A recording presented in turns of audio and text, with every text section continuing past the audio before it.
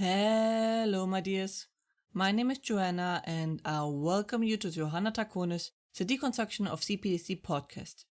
In this episode, we will talk about a topic I keep running into, especially with men. Why can't I change my emotions with logic? I mean, I know the whole situation, I use logic all the time. Why doesn't it just work?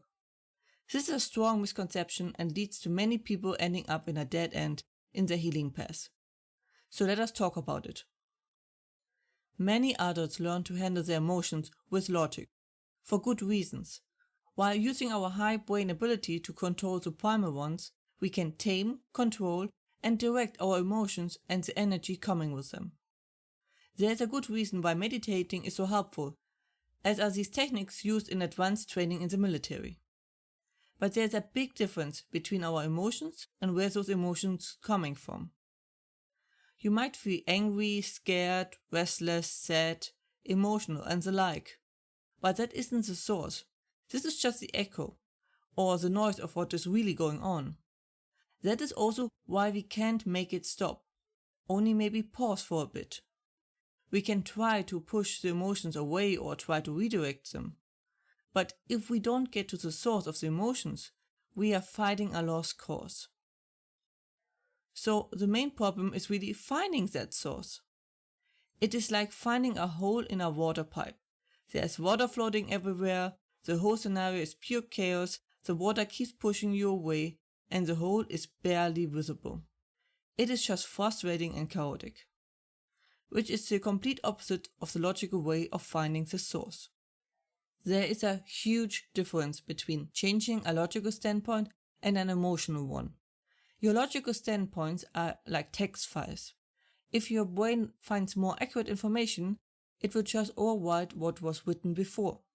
Depending on the topic, the importance of it, and its size, this will take more or less time and evidence. But generally speaking, as long as there is no emotions involved, it is easily changed. For example, the name of the place you work at. Emotions, on the other hand, are always more like clusters. Emotions are a ball of interconnected strings of thoughts who are interwoven with feelings. So, unlike logic, they are three-dimensional instead of just two-dimensional, which means you cannot just throw them out and replace them with the new emotions. The emotions are too complex for that.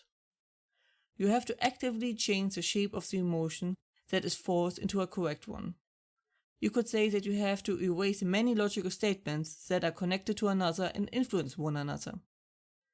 This is why emotions are so much harder to change than logical thoughts in your head. A factual argument won't change the emotion. It requires work and perspective from many different angles. So how do we reshape those emotions? By approaching it again and again and again, until it is where we want it to be.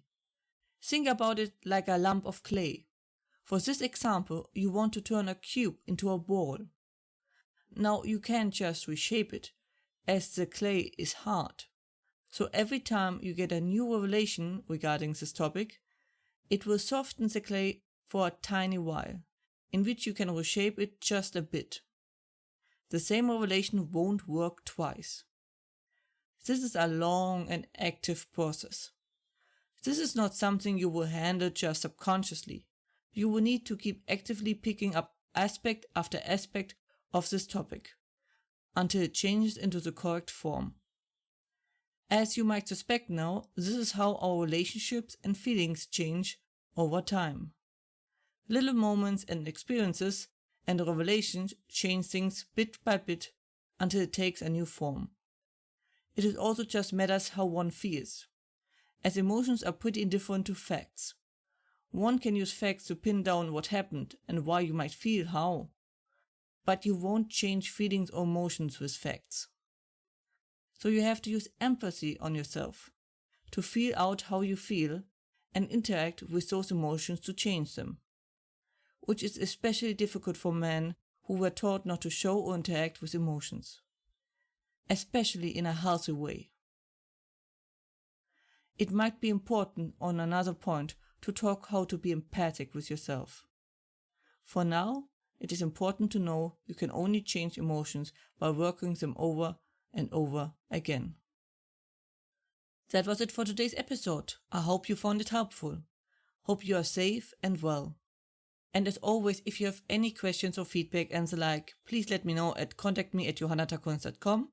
More information and transcript you can find as usually under johannatakonis.com/podcast. Information regarding therapy you can find under johannatakonis.com/therapy, and links are in the description.